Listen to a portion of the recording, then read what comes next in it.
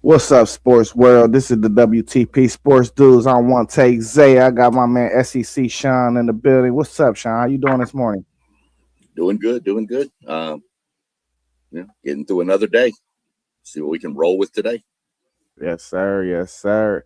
Hey, man, y'all know what it is, man. We back in action. This is Talking Sports Sunday, where we're gonna be talking about college basketball, Saturday result reactions, NBA playoff favorites, and more. All the channels of all the crew is scrolling down at the bottom. Well, furthermore, let's get right into it. Look, Hey, did you go ahead? go ahead. What were we gonna say? Oh, you got story time for us Of today? course, it's Sunday. We Let's always got go. story. Let's go. So I went out with a buddy of mine, and there was a guy sitting at the bar, and he was just depressed looking, just sitting there staring at his glass of whiskey. And some dude comes in, big dude, just grabs his drink and chugs it. And we looked, and we're like, "What is going on?" And the guy just started crying. And the big guy goes, "Man, I didn't mean to make you cry." Blah blah blah. He said, "What's going on? Are you okay?" He said, "Man, look, I came home and found my wife in bed with the postman. I was late for a meeting and got fired. Went to go leave after collecting all my personal stuff. My car was stolen." He said, "I stopped by a guy and bought this little capsule to just end it all. I was trying to get the courage. So I dropped the capsule in my drink and was watching the poison dissolve." And he said, "But enough about me. How's your day going?"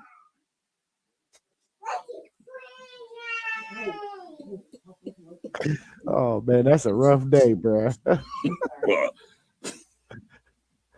Oh man. got to. Yep. Every Sunday, we're going to have story time for all you people watching. Now that's a real story for real. Somebody that Right. happened to my last night. You hear me? Right. Right. Yeah. Probably. All right, but well, furthermore, man, let's get into this talk, man. Did you catch Houston and Arizona yesterday?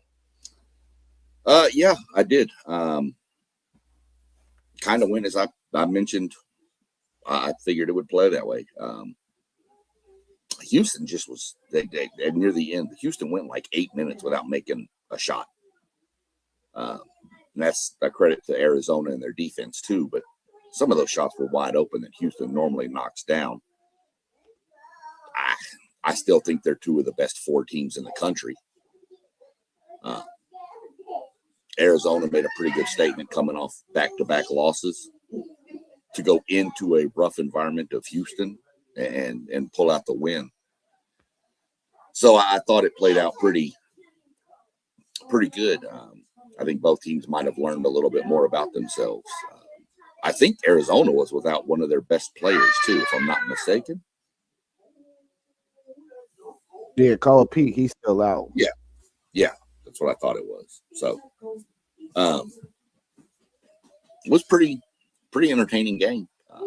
Arizona, I think, did what I said they had to do. They had to start fast, and they did. They kind of jumped on Houston early because if Houston would have jumped out early, that crowd was going to get more and more into it. So I think Arizona did what they did, and I think they've reclaimed themselves as we're still here. We're one of the best, so we're still going to be a force to mess with. So Yeah, man. I think Houston. I don't know. I don't think I see them as a Final Four team no more. I think they just too perimeter heavy. You know, even Chris Sinak, he be playing on that perimeter. I don't think they really got nobody they could throw it down to the block when they got if they had them spurts where they not scoring like they did yesterday, which could happen in the tournament when you see some of these really good defensive teams. I think that's going to be a problem uh, looking forward, man. You got to be able to throw the ball down to the block when you going 4 or 5 minutes without scoring, man. Uh, hey, and we got Melissa Graham in the building. What's up, Miller Graham? How you doing this morning? Feeling real good after last night. I bet you is, you Dookie. We see you dressed all up in your Dookie gear. Hey, but right now we getting our thoughts on Houston, Arizona. Was you able to catch any of the Houston, Arizona game?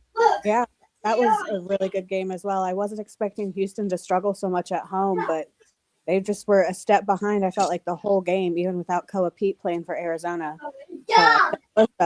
Just came and lit everybody up last night. Well, yesterday.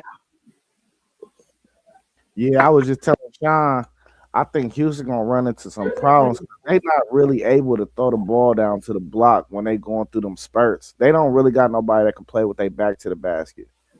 No, and Uzan and Sharp had a difficult game last night too, which was weird. Yeah. And Arizona was playing; they were playing small. I mean, the first time all year they've really kind of played small. I forget who was calling the game. I want to say it was Fran Francella and maybe Booger or maybe Boog too. But they kept talking about how they're going to have to play small sometimes in these first few rounds of a game because they're going to have to match down to some of these, 13 through 15 seeds that they're going to play the first couple of rounds. So it was good to see Arizona actually do it. I love Tommy Lloyd. I think he's a great coach. But it was interesting to see Kelvin Sampson's squad struggle at home. Yeah. Listen, out of all the teams in college basketball, I still think Arizona might clip that number 1 overall seed with their resume, bro. They got the most quality wins in the country.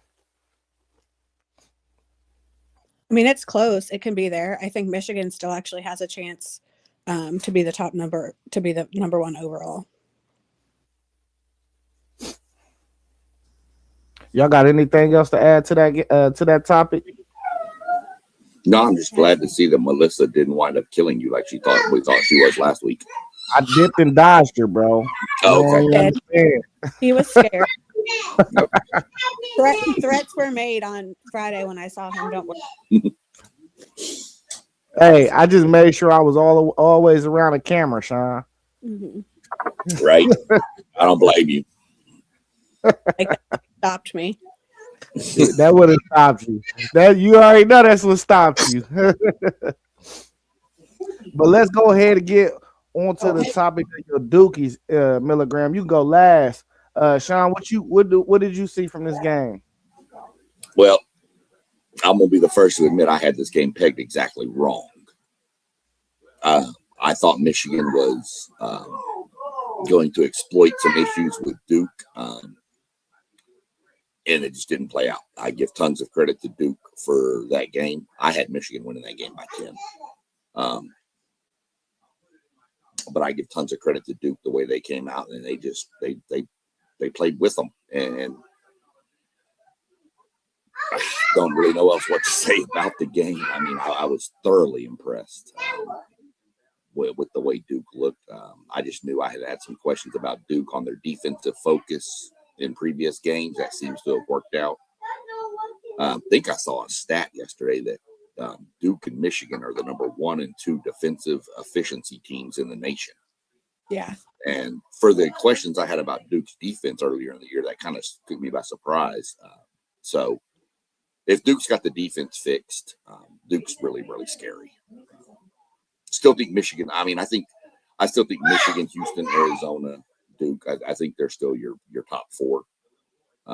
I do agree with you, Zay, on Houston's post presence. I think that needs to get something figured out down there before the tournament starts.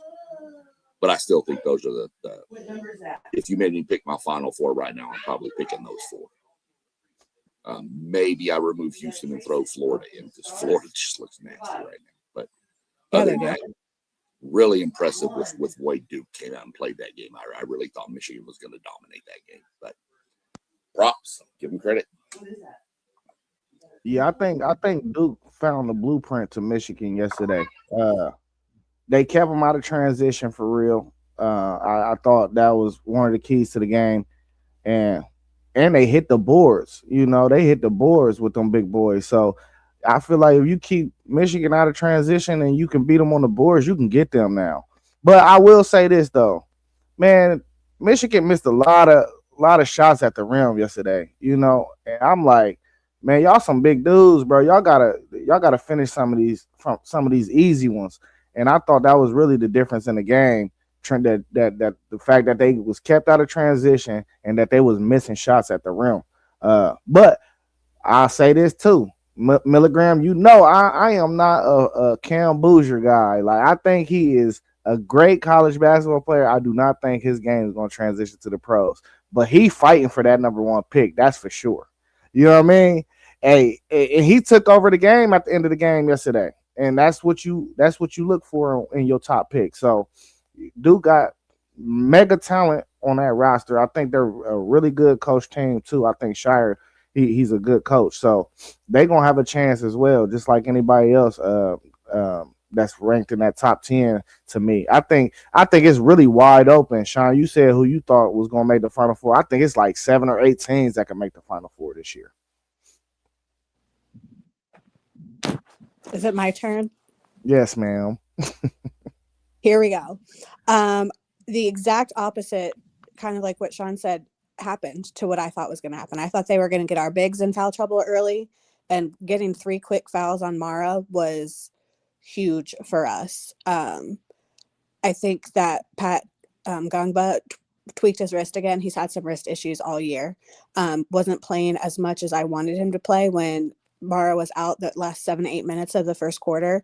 I was screaming to get people down low, like get Cam down low, get Pat down low, get Leak down low, somebody. Like we needed to take advantage of that. And we didn't. When we went in with that lead at halftime, still, we could have been up probably 10 or 12 at half if we exploited Mara being out, and we just didn't do it. I know that Isaiah Evans gets the green light to shoot threes, but I just need Little Love to understand that every time you touch the ball, you don't need to chuck up a 3, because he was like 1 of 527 yesterday. It felt like, and I think ESPN actually got it wrong at half. They said we were 7 of 10 for free throws. I think we were 3 of 10. When I went back and looked, I think they messed that stat up a little bit, because I was like, they're naming off people who missed free throws, and I was like, we didn't make 7. But getting Mara in foul trouble early really helped us, I think. And then we kind of just didn't look back. And we're going to go as far as Cam Boozer can take us. And I've said that from the beginning of the year. As far as Cam can carry us, that's where we'll go. Dame locked down Elliot Cadeau, and Duke has made Elliot Cadeau his bitch every time we've played. And it's fantastic to see, because I can't wait for his mama to start tweeting Duke people again like she did last year at UNC. But we shut him down. Dame did a great job on him defensively, and when Caleb was on him, he did a great job defensively on him.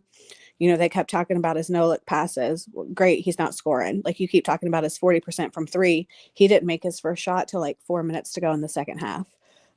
He did get to the line a couple of times. We shut down Yaxel Lindenberg in the second half completely. I think he scored 16 to 18 points in the first half, maybe 6 or 7 in the second half. Which again, I really expected their bigs to get our bigs in foul trouble. And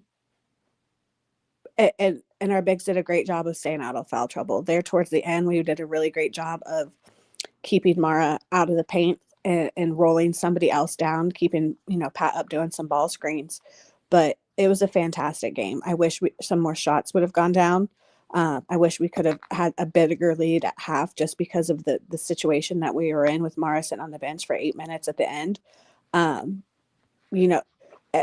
Coach of the Year talk, John Shire is not in any Coach of the Year discussions. You got people like Bill Self, who's, got embarrassed by Cincinnati yesterday, with Peterson playing 32 minutes. That's the most minutes he's played, I think, in 2 games combined. And so, like last week, he only played 18 minutes against Oklahoma State. And then you're playing 32 minutes against Cincinnati, and you still get beat by 20 at home, or almost by 20. I was really proud of Nick Hamenia yesterday. He gave us huge minutes on the defensive end as well. And they always talk about, on game day, they're talking about 50-50 balls. Duke's going to get those 50-50 balls 98% of the time. I mean, we had kids all over the place on the floor last night digging for those 50-50 balls, and I think that's kind of what helped us as well. So I was really proud of him. So proud of John and the staff. He did a really great job of preparing us and calling a decent game. There's times I've been a little bit critical of them, and I think I said last week, of letting them play so freely too often, where maybe we need to calm down and call a set and get ourselves organized. I think last night was probably the best of that I've seen. Playing Duke has always played in February a neutral court game, non-conference game, and I think this right here is why. I think hopefully we'll see some more of those non-conference neutral site games late February. mid to late February from some other people and see atmospheres like that. It was a hell of a game from start to finish. And my dad texted me right before and he said, "How are you feeling?" I said, "I want to throw up." And, so we're calling after timeouts and things like that. And just by the end of the game, I was like, wow, we really did this. Like it could have gone either way. And it could have been Duke losing by 5. It could have been Duke losing by 20. We've seen Michigan go on a heater and just blow teams out before. But our defense was really good. Let's check out Donnell's comment right now. What's up, Donnell? How you doing? He said them refs gave Duke that game with 2 crucial calls at critical times, like that travel when Michigan player dove for the ball and the one on Michigan center when he had to sit out. Listen, reffing is reffing, man. It ain't never gonna be perfect. I didn't think the game was reffed good yesterday. It wasn't bad. It wasn't terrible or awful, but it wasn't a good ref game. It was somewhere mediocre area. So, man, listen, you have multiple opportunities in that game. If you Michigan, they missed a lot of open shots yesterday too. Can we talk about how many open shots they missed? I thought really Lindenberg, he played well, but he even missed some crucial shots towards the end of that game where he was just wide open. So, we could throw the refs in there. Refs is always going to be a problem, though, like in sports. It's a man. It's men. You feel a man person, or a woman. You feel me? So, we always going to have some missed calls in the game. It was some crucial calls, but I feel like Michigan could have won that game regardless of the reffing yesterday. Well, and when you have the ball and you slide across the floor for 4 feet, that is in traveling. And there were a couple of calls that the players wanted Dusty May to challenge and would have gone Michigan's way, and Dusty May didn't challenge. So cry more and play better and win the game next time. Well, I will say there was a play also that Boozer dove for the ball and slid across, and it wasn't called traveling. So see, that rule is iffy to me. What is and what isn't? How far is there like a measurement? Do you have to slide 3 foot or 4 foot? Or if it's under that, is it? So the one play that I thought, if you want to say anything, and it was reviewed, was the Mara block in the second half. And Michigan was kind of on a run, and they called goaltending. And I still think that was the wrong call. I think that was a good block. Yeah. I don't think that ball was on its way down yet. However, calls are going to be missed, and it was reviewed. If you're going to trust in the review process, you got to let it play out. And that's what they said. That was that. It's not like the ref said, no, we believe what we said was right. They went to the monitor, they looked at it, and they still said, nope, ball was starting to come down. Okay. And the only person on the crew I knew was Roger. Were the other 2 officials Big Ten officials? I don't know who the crew was. Roger Ayers and then 2 other guys I hadn't heard of before. The only crews I know of are like football crews, and that's normally because I know the SEC crews are garbage. Yeah. Well, and Roger Ayers is going to call shit calls whoever he's calling for. So, again, if you want to win the game, play offense and play defense and make shots. And we played better defense and we made more shots. Yeah, well, I'm about to say Michigan. Yeah, Michigan was 6 for 25 from 3.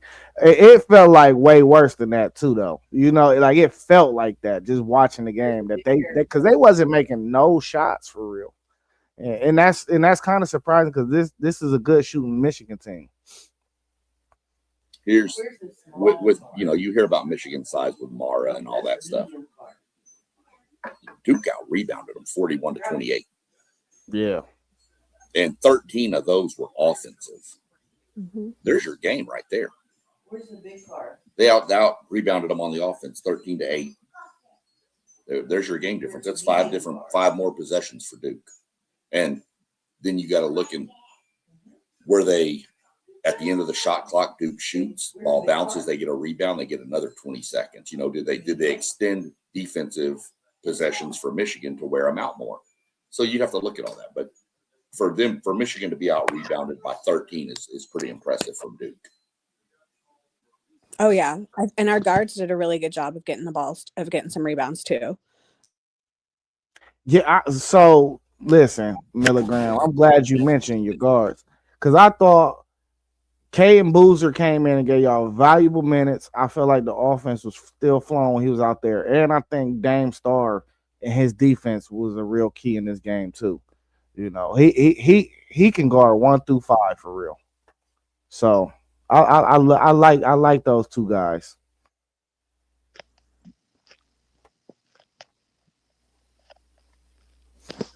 All right, y'all got anything else to add to this? After these two games, you know, think they played out except for one. I went 1-1 on my picks between them, but out of those two games, 50% seems pretty good with you considering who was playing. Yeah. All right, which team or player had the most impressive I performance can't hear you, this Zay. week? Yeah. Can you hear me, Sean? I can hear you. You got to go out. That's why or something. See, can you hear me now? Leave out, and come back in. Yeah, leave completely and try to come back in. Yeah. Hey, but which team or player had the most impressive performance this weekend thus far for you, Sean? Well, team, I mean, I'm not going to use this team because we've already talked about it, but I would say Arizona going on the road to Houston was the most impressive performance. But we've already touched on them and the Duke, Michigan. So to be honest with you, I'm going to be that homer, and I'm going to say Florida. Just the way they're dominating teams. They're not even being close games. They're beating teams by 20, 25. You might have to give some love to a Cincinnati. What they did going into Kansas and just destroying Kansas. There's a few teams. Didn't really see any crazy, like Tuesday and Wednesday midweek. We had some crazy individual performances. Yeah, Darius. Acuff, Phylon went for 36. Hubbard at Mississippi State went for 42. I mean, they went nuts. But so I'd have to go with the team. And like I said, Florida, my teams that were impressive. How about UCLA knocking off Illinois? Yeah. Overtime. Yeah. That actually, according to Joe Lunardi, knocked Missouri into the first four, where they have to play in the first four. And UCLA is now in. So still a little bit to go. But like I said, Florida to me is the most impressive team right now. I think they're playing insane basketball right now. I would agree. Florida is on fire right now. It'll be interesting how the SEC tournament plays out for them, because I think there's 2 or 3 teams right now that can take that title. But you mentioned Acuff, and he might be the best guard I've seen in the country right now. And unfortunately, he's not getting a ton of help around him because of some injuries and things like that happening right now. But my God, is he a good basketball player? Yeah, man. Listen, so AJ nearly had a triple double last night. I gotta give that some credit. You ain't really catching a lot of triple doubles in the college game. He was, I think, 1 assist away from, or 1 rebound, one or the other, away from a triple double. And that's right off a 35-point game that he had on Wednesday, I believe, or Tuesday. It was Tuesday or Wednesday. So he catching the heater right now too. But as far as whole teams, man, I'm gonna have to give it to that UCLA team, because that's an Illinois team that I think could make the Final Four. So to come out with a victory on your home court, that's gonna probably push you right into the bracketology of being one of the first teams in. That was a big time win. I wish my Buckeyes would get a win like that, because we need it. Lord knows we're desperate for one. So I got to give that honor to UCLA. I got to give a little love to, I mean, I know it was K-State, who's not real good, but Texas Tech putting 100 on K-State without Toppin,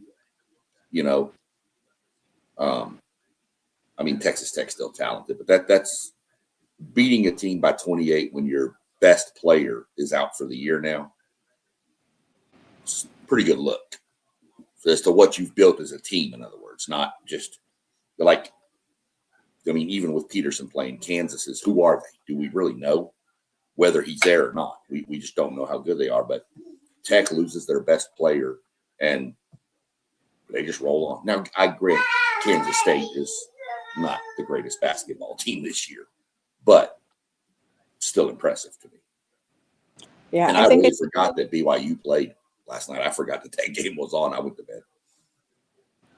Yeah, I fell asleep obviously because I'm old and my game wore me out. But I think a team that kind of has impressed me recently and might be a sleeper is St. John's. Yeah. I mean, we talked last week about the Big East and how the conference as a whole is not very good. But the way they beat Creighton, they've got UConn coming up. It's going to be St. John's and UConn in the final of that tournament as well. And I think whoever comes out of that conference tournament as the winner might have a run in them that is going to surprise a lot of people. St. John's is just athletic.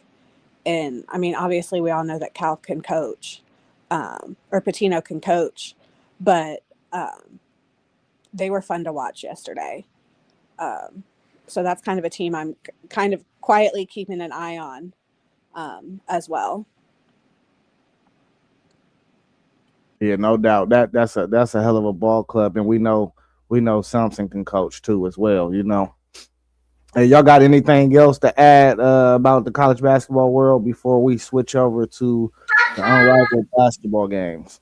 You know who's not really getting talked about anymore since they've lost a game or two? Nebraska. Mm-hmm. Yeah. You're not hearing anything about Nebraska since they're not undefeated anymore. And they're just quietly sitting around that 2 or 3 seed right now. Right. They're just, and if I'm a Nebraska, that's where, hey, fine, leave us out. Don't talk about us. We're good. So I was just like, you know what? I haven't heard about Nebraska since they lost a couple times. So yeah, still sitting in the top 10 though. So, yep. All right. Have y'all been able to catch any of the women's unrivaled basketball games? And if you have, can we get your thoughts?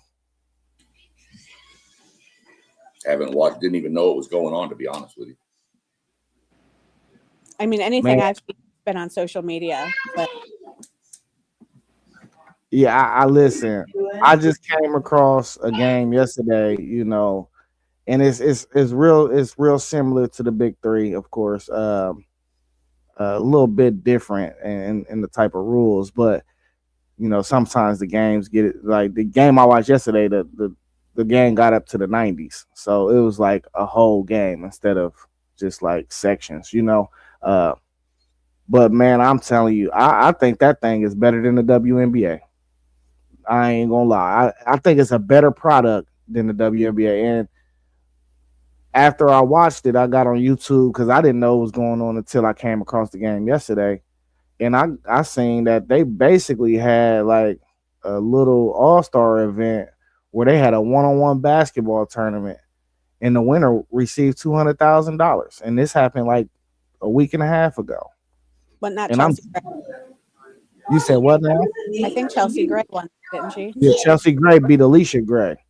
So I'm like, I watched it and I'm like, man, this thing is dynamite. Like, how did I not hear about this when this was going on? Because really, it looked real exciting. And now I'm talking about you got different matchups that I think a lot of people be interested in seeing, especially if the men's All-Star Weekend adopted it. You got Paige Beckers out there going against Kate Martin, so it's like you getting your stars, you getting people that people actually want to see, and with the money on the line, 200,000, second place got 50,000. They playing hard. So I thought that was a real interesting thing that I seen about the unrivaled league. I got to keep my eyes on it more.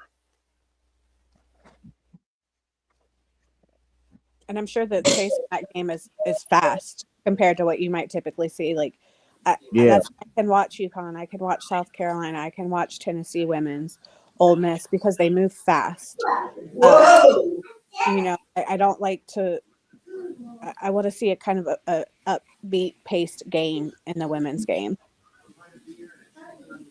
Yeah, it was fun. I think they condensed the court a little bit too, just because it's 3-on-3 and they go on full court, and that's different than the big three. It's not full court, it's some other guys. So all these women are still professional. They're in the midst of their careers. So I think that's a part of the product that makes it better. All right, we can move on. Slide over to the NBA. With about 25 games left in the NBA, who are your favorites to make it out of the Eastern and Western Conference? I'll jump on this, I guess, first here. I know I'm probably in the same boat. I remember Melissa mentioning a week ago or whatever, last time we were on together, that you're kind of like me. You're not a big NBA person. I'm just not. I mean, I'll keep up with some stuff, but it's not first on my watch list. I promise that. I think out of the West, you still got to go through Oklahoma City to get there. San Antonio looks pretty good too, though. So, and if I'm not mistaken, I think San Antonio's beaten the Thunder 3 times this year, maybe 4. So those are probably my 2 favorites, San Antonio and OKC. Out of the East, I still got to look at Boston with Tatum coming back and what's he look like. I mean, they're still sitting number 2 right now in the Eastern Conference. So you got to keep an eye on Boston, Detroit, which is kind of my shocking team for the year is Detroit. I expected Detroit to be better, but not quite this good. But I still think that Boston is the team to deal with, especially with Tatum coming back. Can you imagine getting him back just in time for a playoff run and being well rested and 100% healed? Like, oof. And I just love Jason Tatum. Like, I don't have a dog in this fight at all. But if he comes back and he's 100% healthy and well rested, watch out. I mean, I think at this point with what Boston's done, even Tatum at 75, 80% coming off the bench is just, you're bringing in a perennial NBA MVP candidate off the bench now. That's not going to be a good look for other teams in the playoffs. So. Yeah, people was wondering if the Celtics was going to be any good the way they kind of rebuilt their roster before the season started after that injury happened. But yeah, man, I like Boston over there, but I would have to say my favorite it got to be Detroit. What I'm seeing from Cade, man, he just looked like he on another planet right now. So, and I think they got everything you need. They got some scoring, they got length, they got defenders, they got shooting, they got everything they need over there. So they got a tough guy, enforcer. So I just really don't see anybody beating Detroit out there. Now, I do think it's really still wide open. I think Boston can make it. I wouldn't even be surprised if I seen the Sixers make a run or the Cavs, just because the Sixers, when Embiid has been on the court of late, he's been looking like the old Joel Embiid. So if he could be that dominant force, there's nobody out there that can guard him in the East. So, and as the Cavs is, getting somebody like Harden, one of the best shooting guards of all time. I don't like him. I do not like playoff Harden, though. I think he chokes a lot. So I'm going to temper my expectations on the Cavs just because I know sometimes James can disappear in the playoffs. But, man, that Detroit team, you got the Thompson twin. I like everything they building over there. So I would roll with them out east. And the West, I'm with you, Sean. It's between the Spurs and OKC. And really, I wouldn't count out my Lakers, though, because I seen Luka go through the West before and drag a team to the finals. And the way he playing on the heater right now, and AR been balling since he came back, as long as we make it to the playoffs with relatively no health issues, I like our chances. We got big wings everywhere. We could play LeBron at the 5 with Vando, AR, Luka, and Rui, and switch everything. So I like our chances as well. But that Spurs team, man, they got. I mean, you got all them guards, and then you got Wemby. It's just kind of OD for real. So, it's gonna be interesting though because I think a lot of teams got enough talent to upset somebody in the first round. The playoffs, I'm locked in on it. Yeah, I mean, I'll agree with you. I could see the Lakers make a run. I've obviously, being a Mavericks fan, I've seen Luka do it. I've also seen Luka be Luka and go off for 50 one night and go off for 12 the next night with 9 turnovers. The same thing with Harden. That's why I don't pick Cleveland in there. I've seen Harden. You had said you've seen him disappear in the playoffs, and I'll be honest, there's sometimes Houston Rockets fans would have wished he disappeared versus playing when he comes out there and scores 2 points and has like 15 turnovers in a game. That's the Harden you can't have. So, but again, I don't have a dog in the fight. My team is terrible. We do have a Duke on the roster, Cooper. So, Kyrie. Listen. Yeah, Kyrie. He's sitting out the whole year. He's going to take the whole year off. They've already said he's not coming back at all. He's just going to wait to come back next year, which I think is the right decision, especially since that way they can tank even more and get a better draft pick. You could have Cam, Coop, and Kai. Yeah, good. Hitting on where the draft falls, I almost kind of think I'd like to. I mean, I know Kyrie's kind of getting towards the end or back end of his career. I'd kind of like to see him, if he falls there, pick up Acuff out of Arkansas, pair him with Cooper. I'd like that pick right there. So that's for a future show. Hey, it's a lot of guys you could throw in Dallas, and it'll be interesting. Yeah. For real. That's how deep this draft is for real. Yeah. That's what we had a discussion last night, and I know this is back to college real quick, but I was doing chiming in with a buddy of mine, Drew, down in College Station, doing a watch along for the A&M Oklahoma basketball game. And we were talking about the kid from Indiana, Mackenzie Mbako. Who transferred to A&M. Mm-hmm. And he's been out all year, injured. People were saying, does he come back next year or whatever? And I said, with the way this draft class is stacked, I think he should. Because being out all year, his draft is going to fall down because he hasn't played. And all these freshmen that are jumping in there, I said, I'd come back if I were him just to get an extra year and hope next year's draft class isn't quite as deep as this one. Mm-hmm. He was at Duke last year? No, he was admitted to Duke. Oh. Yeah. Academically. And so he went to SU, played for 2 years, 1 year? 1 or 2 years. I think he's actually a junior.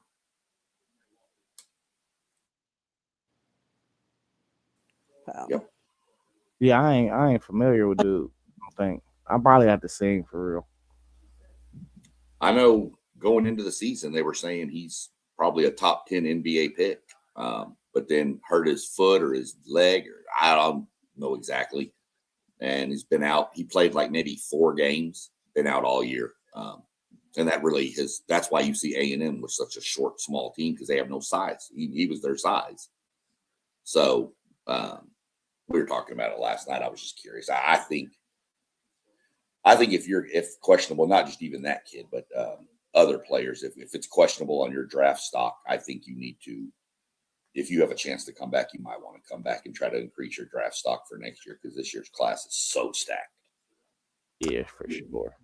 You can go to the NBA and then come back to college now. So, well, they did kick that guy out now. They did. But this is the thing though, Sean. It's kind of tricky, because wouldn't you rather not? Okay, you rather get picked high in the draft. I get that. I understand that. But if you don't, the opposite side is that you're going to a better organization. You're going to a team that's probably in the midst of winning. Got a culture established. So I don't think it's really a negative if you're not going high in the draft. Maybe not, but then nowadays with college, let's throw this trick in there. If you go late in the first round to a team that's going to be competitive, how much does that pay versus how much can you make in college? True. Facts. No, that's a fact. Peterson. If I'm going to get 2 million, yeah. If I'm going to get 2 million because I was drafted 10th, or $1 million because I'm drafted 20th, but I can stay in college at A&M for and get 3 million to play my senior year, I might as well stay. Mm-hmm. I think Peterson's at $3 million a year at Kansas. Mm-hmm. Only playing half the time. And he coach management. He come out of the game when he choose. Right. I seen a video. He hit a 3 and turned around and typed self, and self took him out. He like, take me to the game, man. That's called control. Hey. All right, hey, listen, this question came straight from a chat that I was in on my phone, and it got kind of heated. Who would you prefer, Kawhi, KD, or Giannis on your team right now? I had to ask this question on stream because everybody think they're right when really this is just a subjective question, and I just wanted to get y'all's thoughts of it. I'll say Giannis. I like Giannis. Yep. I'm saying Giannis too. Well, my brother's gonna be real happy y'all just said that. It's a landslide. Hey, listen, I would say Giannis too, for real. Just right now, gives you more. I think Giannis gives you more at this stage of their careers between those three. I think Giannis gives you more on the defensive end with the rebounding and the blocking and all that versus KD or Kawhi. And I think Giannis can still be a force scoring the ball. I think he's more of the all-around player at this stage of their careers. 10 years ago, I'd probably take Kawhi or KD. But as of right now, I'm taking Giannis. Yeah. Man, go ahead, Milligram. Talking about being at the end of their careers, I think Giannis has a few more years than Kawhi or KD left in them. There are a lot of guys in the league that need to be looking at hanging up their shoes and moving on from ball. Like you're good. You've done your time. You've done what you needed to do in the league. You've done what you needed to do. You've got more money than you know what to do with. Like it's time. You're sitting on the bench injured and in the training room more than you're on the court for some of these guys. And it's time. Bron's my age. It's okay to hang it up. It's Kawhi and KD gets hurt every third game. Like it's okay to say, you know what, I've done what I needed to do and end your career on a high note instead of ending your career with another torn Achilles or another torn knee or something. Like it's okay to hang up your shoes sometimes when it needs to happen.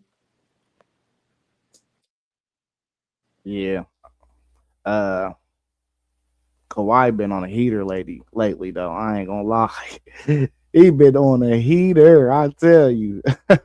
So I mean, you really can't go wrong if you got either one on your team, honestly though. But Giannis the only one that got an MVP out of these three too, I think. Am I mistaken? Did KD got an MVP? I think he got an MVP. I thought KD got one. Might have one. Hey, but did y'all catch any of the fights last night? Nope. Oh man, you had Ghost Martin fought Albright. That was the main undercard fight, and then you got Ryan Garcia. He fought Mario Burrows last night. I don't know. I'm into the boxing world. I was able to catch some of that fight. Yeah, I don't watch boxing. Yeah, Ryan tore Mario up last night, man. If I'm watching that, I'm watching UFC. Yeah, UFC. What you like the little more realistic street fight of it? Right. I watched 12th Avenue. You said what? Oh, whatever happened at East 12th Avenue. You are a part of the breakup crew. Know it. Hey, listen, we coming up on 45 minutes. I really ain't got no other topics. Y'all got anything else in the sports world y'all want to talk about? No, it's 1-1 at the end of the second period between the USA and Canada for the gold medal in men's hockey. Yeah. That's Who just you think? Who you think gonna pull that out? I'm hoping the USA because I mean, I haven't looked at Canadians roster, but I know like the USA, they got a blue jacket on the roster, at least Zach Rinsky. He's on the roster for the USA team, so really want the USA team to win it, give him a gold medal. Like I said, there could be a couple of blue jackets on the Canadian roster. I really haven't looked at it that close. Yeah, I ain't been tapped into no hockey, but I am planning on going to a game. So let me know what you doing with some tickets now. Saying because I gotta tap in. I've been saying this for like 2 or 3 years now. And I even used to work downtown right next door to really we were setting up the cones and stuff. This was a Yeah. little mess. We used to set up the cones when they had the games, the detour traffic and all that. Woo woo. But you used to always see the blue jacket guys coming out of their apartment building walking straight over to the arena. So ever since then, I was like, man, I gotta tap into a hockey game. And it sucked that I don't drink no more because hockey and beer go together, bro. You'd be surprised. You'd be surprised when you go there because it's actually such a quick-paced game that if you're not like trying to get a beer from the little beer vendor and have to go to the in between the break, in between the periods, you're gonna miss part of the stuff. It's just that fast-paced. I mean, when we go to the games, I'm normally one first period, one at the second period, and then I'm done by that time because the third period's on and I'm just sitting there watching. And where we sit, if you order from the beer vendor, it's like a waiter and they add like 15% gratuity to your tip, to your food order, even if it's just one beer. you got them fancy seats. Yeah. Club level. Big money, Sean. Season tickets. It's a fun experience for people in maybe watching this on the chat that don't. It's a very fun experience. My wife, she is into sports as I am, of course, but she got tickets to a game for my birthday a couple years ago, and we went, and she was just going because it was my birthday, and then she wound up loving it, and then we wound up buying season tickets, and now she loves to go to the games. Yeah. Columbus puts on a really good fan experience, I'll tell you that. Yeah, what's up? What's up, Level Up Sports Team? Hey, my bad. I couldn't make the stream yesterday, man. We celebrated my daughter's birthday. Her birthday is actually tomorrow, but we went to the Winter Festival out in Polaris yesterday, and I had a ball. Got there about 10:30. I live in Polaris. Where is the Winter Fest? It was it was right by Dave and Buster's in this little thing. In the mall? Yeah, yeah. So they had like bouncy houses in there, just like little balloon. I don't even know what to call it. The balloons was just floating and blowing around, go in there, play with the balloons and giving out a whole bunch of candy. She got to meet Bluey, take pictures with Bluey. So it was a good little experience. Yeah. Yeah. Like I said, I didn't even know about it, or I'd have met y'all over there. Yeah, brought my granddaughter with us. She got all this candy, this cotton candy, man, this ring pops, everything, man. Hey, I had to say the little girl, she dropped a cupcake on the ground and tried to embarrass me and eat it off the ground. I'm like, get your tail over here. We eating off the floor. But she about to be the big two tomorrow, man. Time is flying. Yeah. Happy birthday to we. Happy birthday, big two. It feel like just yesterday she was born, bro. Telling you. Go ahead. That one you might hear behind me screaming. She turned 3 March 31st. And bro, let me tell you, that next year is amazing. They get so much more involved that next year. It's great. I can't wait, man. Hey, listen, I'm about to take her to her first basketball game on Tuesday. So, you know what I'm saying? Trying to get her in the loop right now, Get her in the loop right now. We're gonna get her interest, pique her interest. She already don't like girl toys. She only like boy toys. She like the dinosaurs. She don't like the Barbie dolls. Yep. What you say, Telegram? Start her thing, she'll turn out. Yeah. Yep. I'm working on mine. She knows. We were watching the race yesterday, and she straight up said, "Oh, it's NASCAR." She already knows. I already got her walking around with the Gig'em sign. I got her doing horns down. We're treating her right. Hey, my last question though before we get off the screen. What is y'all's favorite sports movie of all time? Or y'all can give me a few.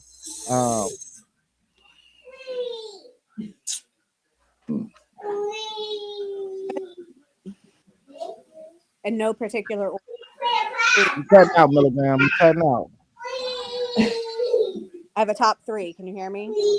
Yep. Yeah. For Love of the Game, which is a team out of, But she cutting out again. Well, again, I can't hear what that one was. She said for the love of the game, but she was cutting out. which is the high school team out of California that won 300 in a row. Not me. Oh, you're talking about the football movie about De La Salle. Yeah, De La Yeah. Salle. And my Brian. I didn't hear the third one. Did you hear it say? Nah. Brian's Brian's song. Yeah, we're not going to get into that one. I don't want to cry on stream. right. You said Brian's song? Yeah, you ain't never seen that? Don't go watch it. Nah, I gotta watch it, bro. I just Bro, watched all right. so I've been getting my girl familiar with some of these movies. So I had her watch the Mighty Ducks. You know what I mean? Okay. Had her watch the Mighty Ducks the other day. So now she want to watch 2 and 3. You feel me? So we moving. Right. But what's your 3 though, Sean? First off, real quick, if you watch Brian's song, stop by CVS and buy the bulk Kleenex. Okay, bro, I'm telling you, trust me. Yep. My top 3, first one, in no particular order, the movie Days of Thunder. Loved that movie. Obviously, Tom Cruise. It's about NASCAR racing. Fun fact about that movie, real quick, is that movie, Tom Cruise and the other drivers that were in the movie, the actors, were actually on track during an actual NASCAR race filming. So when you see like Dale Earnhardt Sr. and then pass them, that they're actually literally passing them. It's pretty cool. That one, not going to mention one that Level Up Sports mentioned, but it was one Coach Carter was good. Liked Field of Dreams, thought was a great baseball movie. And I'm going to have to give you 4, and the other 2 are baseball movies also. One is The Natural, the original version of The Natural with Robert Redford. And the other one is Bull Durham. Bull Durham is one of the funniest, great baseball movies I've seen. Yeah, I'm gonna have to really So those would be mine. all mine is basketball movies, but I'm gonna spread it out for real. My favorite basketball movie got to be Sunset Park. Sunset Park, yeah, that's a good one. Even though Loving Basketball is probably gonna be like the greatest of all time, in my opinion, but I go Sunset Park. I love the Wildcats. What's her name? What's that lady name in that movie on the Wildcats that was coaching the team? Goldie Hawn.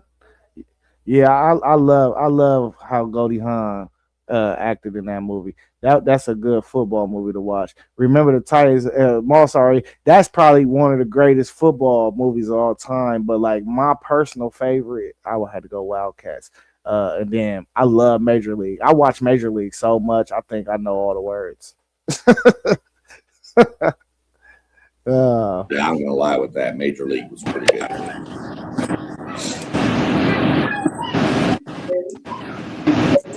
All right, listen, man. You want to watch? If you want to watch a funny football movie, go watch Necessary Roughness. Necessary Roughness. Yeah, it's kind of about like it's quote unquote, it's University of North Texas. And they just have like no players, and they have to bring all these people on from all over the different areas, and they all come together. I think like Mean Joe Green's in it. There's just it's a funny movie. It's a lot of great sports movies though. Like really, he said Blue Chips. Blue Chips. That's a great one. Coach Carter's greatness. Yeah. I mean, there's a ton of them though.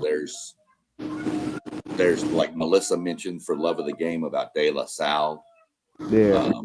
There's another one called Dallas Carter, which is about Dallas Carter High School and their football team that was one of the best, if not the best in the nation. Had like 9 D1 kids on it. Jesse Armstead wound up playing for the Giants, was on that team.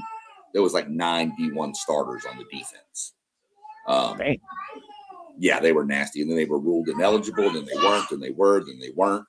Then they won state, and they told them they were ineligible, so they took it away. And then all of them wound up going to prison, except for like 2 of them for robbing stuff. It's a pretty good movie, though. I mean, seriously. Odell Beckham Jr.'s dad was actually in that movie because he was on the team one of the teams Carter beat. So, there's one about the UTEP basketball team. Yeah, I think was that the one that played Kentucky? Yeah. Yeah. Played brought his team down. It was the first white versus black game. Yeah. I forget the name of it, but it was a great movie as well. Yeah, I can't remember the name of that one either, but I do remember. I do remember that. We Are Marshall is another good one. If you haven't seen that one will have you crying too. There's one, and I just watched it a couple of years ago, about a football player from Arkansas at University of Arkansas, and they give an award because of his glasses. And one of our players, when I was in North Carolina 10 years ago, got that award. So I ended up watching the movie, and that was really good too. It was a great story. Yeah, that was the kid, I believe, that was killed in a car wreck. Yeah. He was actually from the hometown Harrison, Arkansas, where my mother lives. So, see, y'all like the emotional sports movies. I could tell. I like all kinds. I like the funny major leagues. I like the Caddyshack. Give me Air Bud, bro. Yeah, get Air Bud, The Longest Yard, things like that. The funny stuff, but I also like the ones that are. I mean, those are true stories, though. Those are going to be the more emotional. Brian's song's a true story. Yeah, you hip to hurricane season? Nuh-uh. Yeah, hurricane season about a high school basketball team, and they went through Hurricane Katrina. It's based on a true story. It's a good watch. You should watch it. They ended up going to the state finals, even though they had to piece together their team. A lot of them was homeless, and so that's a good watch too. That's one of my favorites of all time too. Yeah, you're always going to find out with the true stories are going to be more emotional based. Yeah, but Brian's song will wreck you. Oh yeah, absolutely wreck you. Yeah, it will. I'm gonna watch it too, and if it don't wreck me, I'm gonna hunt you down this time, Melissa. Oh, it'll wreck you. What's there's one about what's Texas's stadium named? The coach Texas Stadium's named after Darrell Royal. Yeah, there's a movie about Royal and a quarterback. Maybe I wish Brown were on here. Probably. I'd have to go look that up. I'm not too keen. We need Rob or Doug to jump on. I'm not too keen on the University of Texas stuff. Yeah, that was a good movie though. There's just a ton of them. There's a movie out there called, I'd have to look the name up and I'll have to shoot it over to you. But it's about it's a high school team in Texas, a football team, and it's like a bunch of orphans. And how they all come together from different, background. And it's pretty crazy how they put the team together and all this stuff. Pretty good story. And it's a true story too. So I like the true story sports movies. They're more, I do like a good I do too. Don't get me wrong. Don't get me wrong. Thanks. Check out Hurricane Season. You'll like that one, Sean. Yeah, I'll look that one up. For sure and check it out. My wife likes a lot. There's one called Last 22. It's about a stud football player who loses his eyesight and becomes like the center at one point, and then they put him in it full. That's a good movie. So there's just a bunch of them. You could do a whole show on sports movies. Facts. All right, we at our hour mark. Y'all got anything else y'all want to talk about? It's almost March. Yeah, March Madness. The tournament is about to start too, man. My nephew been out here balling. You hear me? He been balling. Their last regular season game is on Tuesday. That's the game I'm taking my daughter to. The first game. We think we got 2 weeks left in the regular season. Yep. Nice. In college. Yeah, in college. We got 2 weeks left in the regular season. Let me give some love out to my friend Nolan Smith's Tennessee State Tigers, who are currently number 1 in the Ohio Valley Conference and are on, I think, a 5 or 6 game winning streak. He's completely turned that program around, so I'm super proud of him. Nolan was a dog, man. He was a dog. I've been watching the J. Cole tour on YouTube, and he stopped in Tennessee State. They ran some 5-on-5. Nolan was out there still killing. Looked like he could still go. But all right, man. I appreciate y'all for joining the stream. If you in the chat, please like, comment, subscribe. All the channels are scrolling down at the bottom. Thank you, Milligram, for showing up. Hey, y'all gonna start seeing a stable of Milligram because I'll be on her tail at work. Like, hey, Milligram, you the woman talent. You got to show up, So thank you, Milligram, for showing up. You do need some looks on the show. SEC Sean, appreciate y'all, man. Y'all have a good rest of Sunday. I just know that if we play Duke in anything and we lose, A&M, I'm not joining if Melissa's on. Watch out. Now, if we win, I'll join. Nah, facts. No, I'll take my lumps when need be. Yeah. But all right, hey, we appreciate everybody, man. It's the WTP Sports Dudes. Y'all know what we say when we out. Peace. Peace.